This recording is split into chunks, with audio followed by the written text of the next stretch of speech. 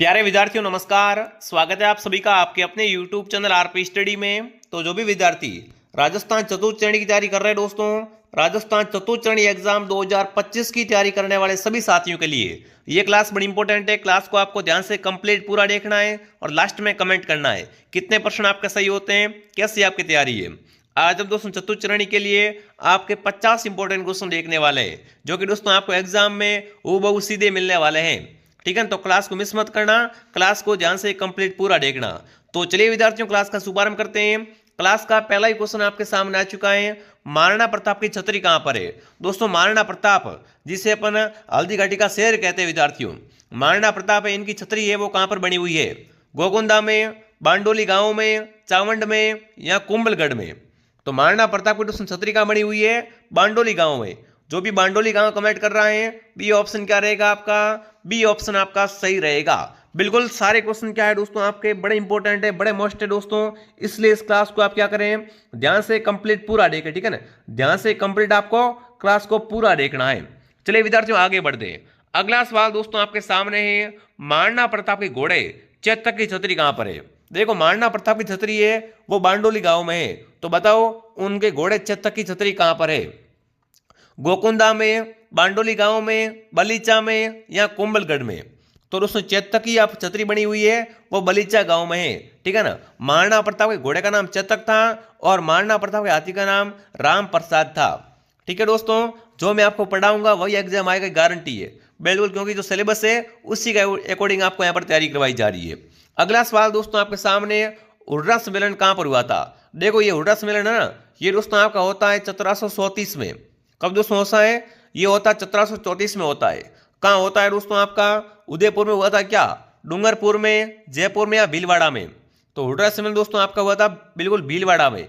भीलवाड़ा जो भी कमेंट कर रहे हैं, भीलवाड़ा ऑप्शन आपका सही है। अगला सवाल दोस्तों आपके सामने पूछा है, हल्दीघाटी युद्ध में महाराणा प्रताप की एकमात्र मुस्लिम सेनापति का नाम बताओ।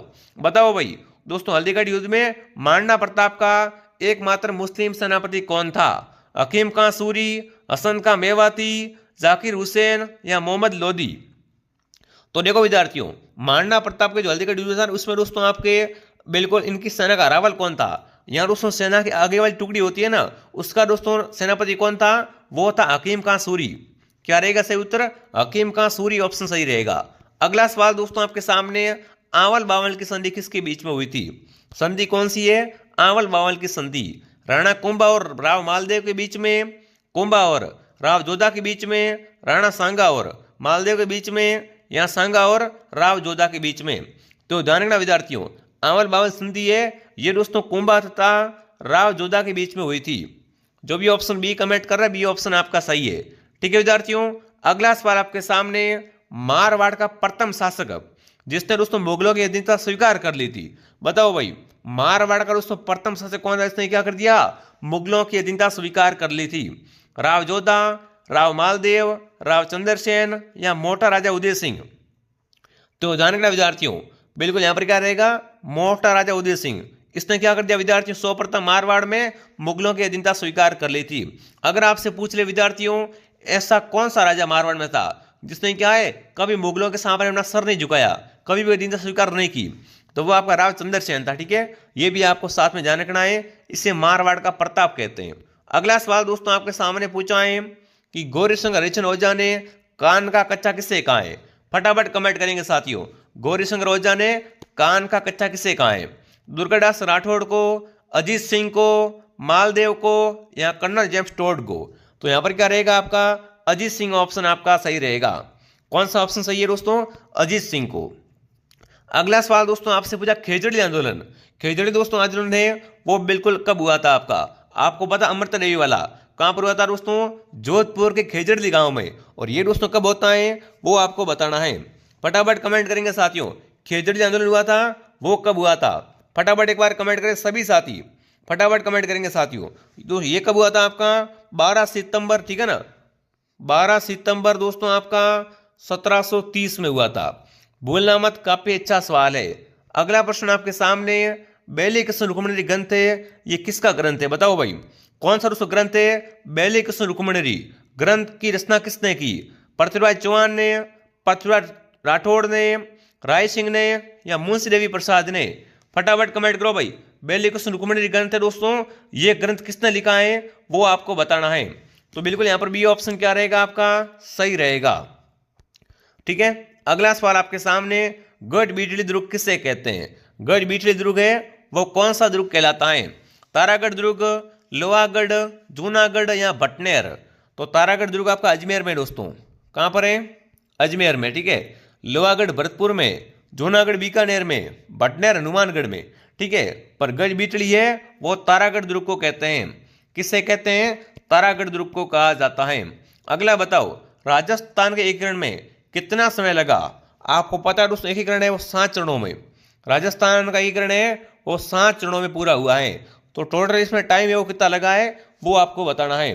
राजस्थान के एकीकरण में दोस्तों कुल कितना समय लगा अगर आपसे पूछ ले एग्जाम में, तो कितना समय लगा दोस्तों? बिल्कुल 8 वर्ष का समय। 8 वर्ष 7 महीने 14 दिन। बोलना मत, बहुत अच्छा प्रश्न है, बी ऑप्शन आपका सही है। ठीक है, आगे बढ़ते हैं। राजस्थान की प्रथम महिला मंत्री कौन थी? राजस्थान की प्रथम महिला मंत्री बनी थी वो कौन थी? गायत्री देवी, कमला बेनीवाल, यशोदा देवी या सुमित्रा सिंह?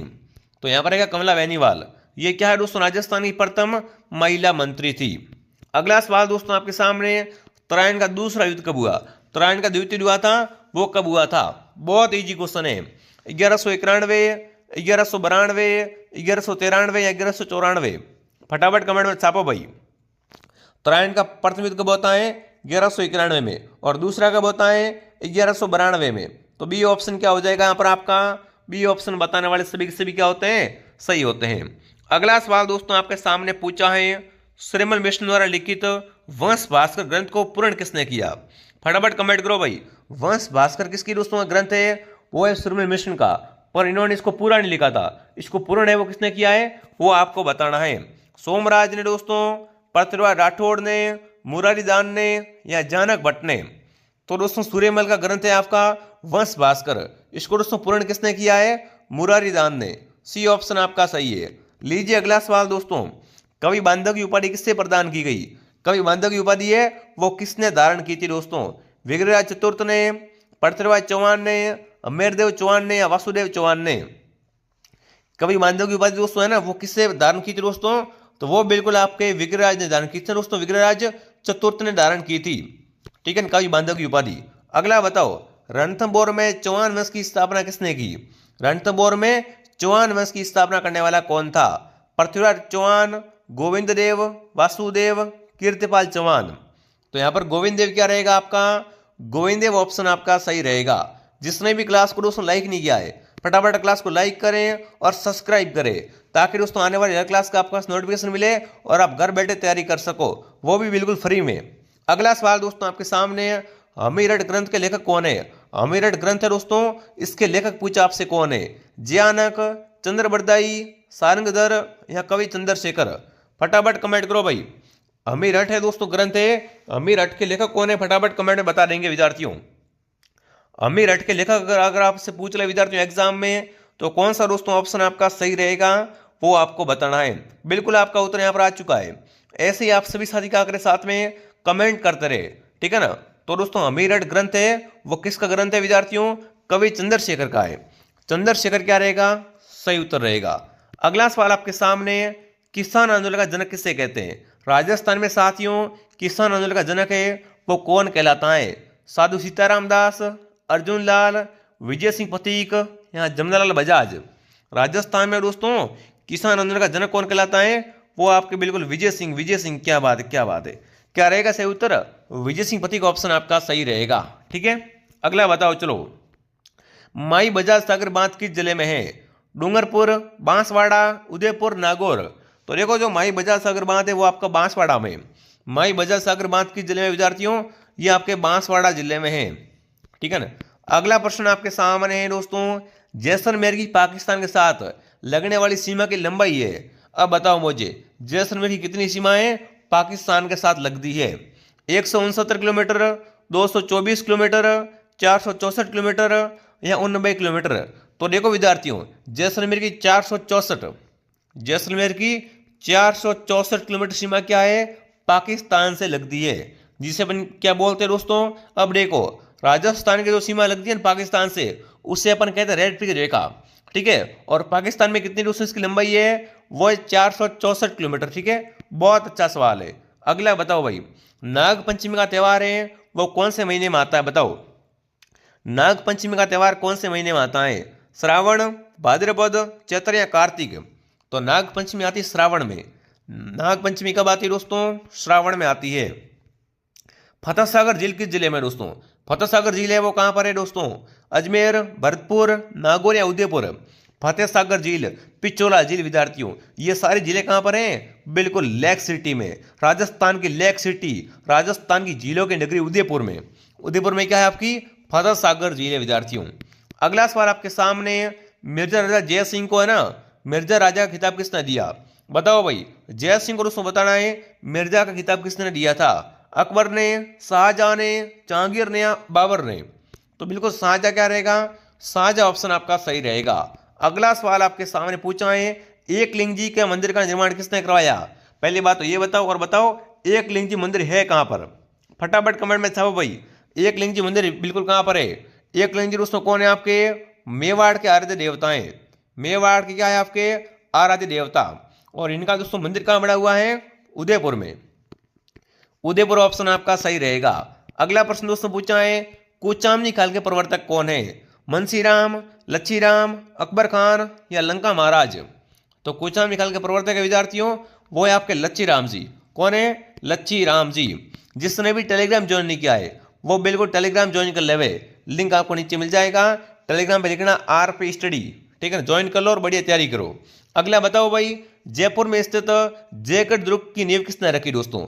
बिल्कुल जयगढ़ दुर्ग कहां पर है, जयपुर में। और इसकी नींव है वो किसने रखी, वो आपको कमेंट में बताना है। फटाफट कमेंट करें विद्यार्थियों, जयगढ़ दुर्ग की दोस्तों नींव है वो किसने रखी थी। बहुत अच्छा सवाल है, ठीक है ना। तो आपका उत्तर यहां पर क्या आता देखते हैं, स्वामी मान सिंह द्वितीय ने। वेरी गुड, शानदार दोस्तों। जयपुर में जयगढ़ की दोस्तों नींव किसने रखी थी, स्वामी मान सिंह द्वितीय ने रखी थी। अगला सवाल दोस्तों, बिश्नोई संप्रदाय की स्थापना किसने की विद्यार्थियों। अरे 29 नियम वाले विद्यार्थियों, बिश्नोई संप्रदाय की स्थापना किसने की थी विद्यार्थियों, संत जाम्बोजी ने। जाम्बोजी का जन्म कहां पर हुआ था, पीपसर नागौर में, ठीक है। अगला सवाल आपके सामने, नगर सभ्यता किस जिले में है। नगर सभ्यता आपकी टोंक में, ठीक है ना। नगर सभ्यता कहां पर है, टोंक में नगर सभ्यता है। लीजिए अगला सवाल दोस्तों, फुलडोल महोत्सव कहां मनाते हैं दोस्तों। फुलडोल महोत्सव है वो कहां पर मनाया जाता है। पहली बात कौन मनाता है दोस्तों, ये मनाते रामसिंह संप्रदाय के लोग मनाते हैं। कहां मनाते हैं दोस्तों, शाहपुरा में। फुलडोल महोत्सव का आयोजन कहां होता है, शाहपुरा में होता है। अगला बताओ भाई, किस नदी को दोस्तों मर्त नदी के नाम से जानते हैं। राजस्थान की मर्त नदी कौन सी है दोस्तों, घग्गर, माही, लोणी या बनास। तो राजस्थान की मर्त नदी है वो आपकी घग्गर नदी है। घग्गर है कहां पर,